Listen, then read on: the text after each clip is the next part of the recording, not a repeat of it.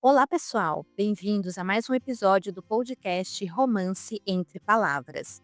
Eu sou a Cissa e esse podcast foi pensado para que, de uma forma simples e objetiva, eu possa despertar o seu desejo em conhecer um livro que considero especial.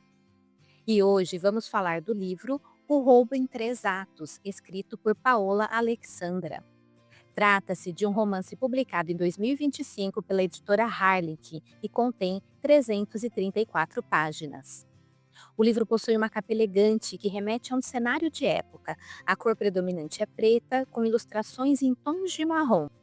Na verdade, o livro é uma extensão de um conto chamado O Roubo, publicado em 2020 pela própria autora. O conto foi tão envolvente e profundo que agora sua história ganhou a robustez que um livro merece. E tudo indica que esse cenário de época, traduzido pela capa, ele reflete o mistério envolvendo duas máscaras de baile que atravessaram os séculos e costuraram a história das três protagonistas do livro, a Nix, a Joana e a Helena. Nix é a deusa da noite, retratada na Grécia em 1520 a.C. Uma mulher imponente, mãe de muitos outros deuses. Tem como característica ser reservada e até inacessível, principalmente na sua relação com os humanos. Mas internamente gostaria de ser reconhecida e celebrada por eles, e não apenas acessada em momentos de desamparo.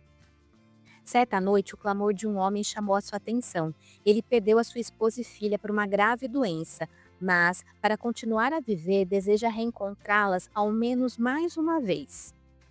Esse pedido chama a atenção de Nix, principalmente a potência do amor deste humano por sua família, e ela sente atraída por esse humano e um sentimento desconhecido brota no seu coração. Pela primeira vez, Nix deseja esquecer a rigidez das suas obrigações de uma deusa e viver essa experiência. E para circular entre os humanos, ela cria duas máscaras de carnaval, uma branca e a outra preta. É claro que com o passar do tempo essas máscaras se perdem pela história, mas elas ganham a fama de serem amaldiçoadas, pois os casais que estiverem em posse delas serão infelizes no amor. Elas voltam a aparecer em 1858, quando a nossa segunda protagonista, a Joana, está em posse da máscara preta. Joana é uma pirata e, junto com o seu pai, arquitetam um plano para que num baile de carnaval possam roubar a máscara branca, que está em posse de um nobre chamado Felipe Bourbon. Joana precisa realizar esse roubo, pois na época o monarca Napoleão III fazia uma pressão social para extinguir a prática da pirataria, ou seja, eles eram mal vistos por onde passavam. E a venda das duas máscaras renderia um bom dinheiro para que Joana, o pai e toda a tripulação pudessem construir um futuro em terra firme. Joana, que impossibilitada de viver como pirata, já era contratada para realizar alguns roubos a pedidos de nobres da França. E aí ela acreditava que sua missão seria concluída facilmente. O que ela não contava era que seu coração seria roubado por Felipe, e ela teria que lidar com o dilema de sacrificar o seu amor em prol da sua família ou viver com aquele sentimento que nasceu entre os dois. Bom, mais um salto de tempo acontece e agora nós chegamos em 2007, período em que vive a nossa última protagonista, a Helena, uma jovem estudante de artes que em uma festa de carnaval ela é atraída por um rapaz meio deslocado daquele ambiente. Ele é o Heitor, que realmente não queria estar ali. O Heitor, ele fica hipnotizado por aquela jovem que usa uma máscara branca que se destaca na multidão. A química entre os dois é imediata, mas o lance ele acaba durando apenas uma noite. Quero dizer, assim pensava Helena, que por 4 anos não conseguiu esquecer Heitor, até o dia que ela descobre que ele é professor da faculdade onde estuda. Helena se vê na obrigação de concluir o seu curso de graduação, justamente no momento em que a sua criatividade para produzir obras lhe foi arrancada de forma traiçoeira e ainda tem que se esquivar do professor Heitor, que foi na verdade é o seu grande amor. Bom, pessoal, eu preciso dizer que eu estava ansiosa com o lançamento desse livro, pois eu li o conto O Roubo lá em 2020 e me apaixonei pela história. mas justamente por se tratar de um conto, dele ser pequenininho, ele deixou meu coração apertadinho, com aquele gostinho de quero mais. Retornar essa história e entender os pontos que não tiveram oportunidade de serem abordados naquele momento, eu acho isso fantástico. Eu gosto como a autora construiu o enredo, e ele pode ser interpretado de várias formas. Definitivamente não é um livro para te tirar de uma ressaca literária, por exemplo.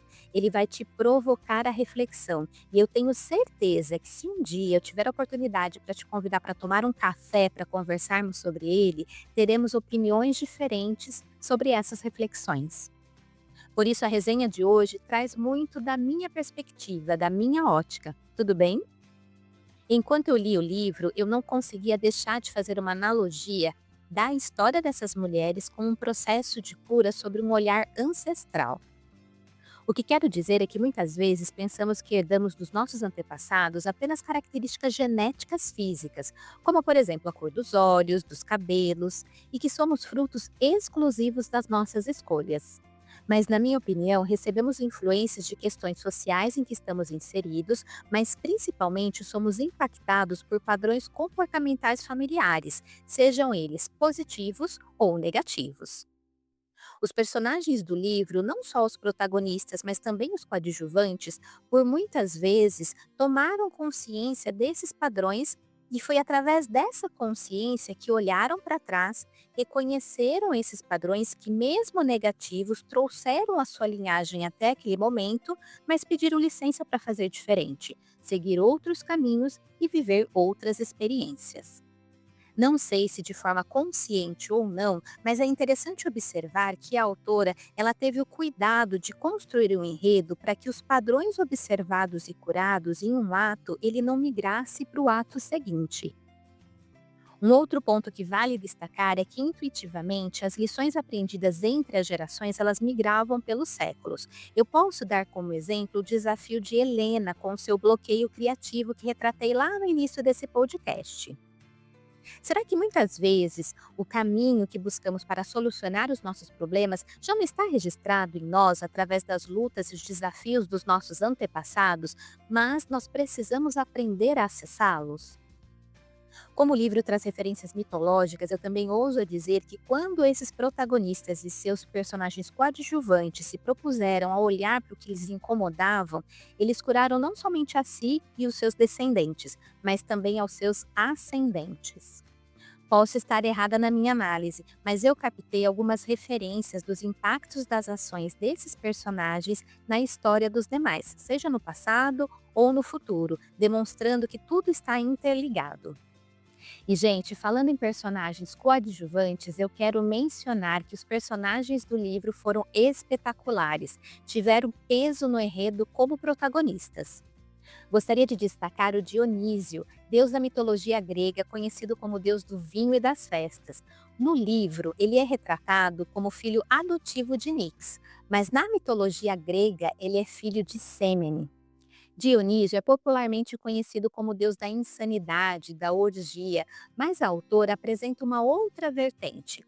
Um deus que é amoroso e cuidadoso com a sua mãe adotiva e também com os humanos. A escrita da autora se adapta com maestria aos períodos retratados no livro. Na pré-história, a linguagem, as palavras e a estrutura são poucos usuais nos dias de hoje. Já nos diálogos do século XIX, a formalidade se destaca, refletindo fielmente a época. Esses cuidados linguísticos não só enriquecem a ambientação da obra, mas também ampliam o repertório do leitor, expondo as diferentes formas de comunicação ao longo do livro. Lembra que eu disse que o livro é provocativo? Pois bem, como os dilemas principais são o amor e relacionamentos, o livro provoca o leitor a refletir como usamos as nossas máscaras sociais para não expor aos outros as nossas vulnerabilidades. E com isso, deixamos de dizer sim à vida e a quem mais nos importa. E já que estamos falando em Sim à Vida, outro tapa na cara que eu levei desse livro é sobre a ilusão e expectativa do tão famoso Felizes para Sempre dos livros de romance. Mas calma, que tudo ficará bem com as nossas protagonistas. O que eu quero dizer é que, como nós somos condicionadas, desde criança, com as histórias infantis, a desejar que os personagens fossem felizes pela eternidade, em nome desse coração quentinho, nós esquecemos da finitude da vida. Ler um livro em que os fatos acontecem em tempo e espaços diferentes me faz refletir que o Felizes para Sempre é aquele sim que a vida quer te proporcionar pelo tempo que nós temos para desfrutar. E que nesses finais felizes nós teremos sim momentos de alegria, mas nós também teremos momentos de tristezas e desafios. Eu acho que isso humaniza os personagens e tira o leitor de uma zona de conforto que é ilusória. Bom, pessoal, esse livro com certeza vai ficar lá na minha classificação de 5 estrelas e eu espero que você goste da leitura assim como eu. Ah, e se gostou do conteúdo, eu peço sua ajuda para que curta, comente e compartilhe. Assim, apoiará o canal a crescer cada vez mais. Eu fico por aqui, agradeço a sua atenção e até o próximo episódio. Tchau, tchau!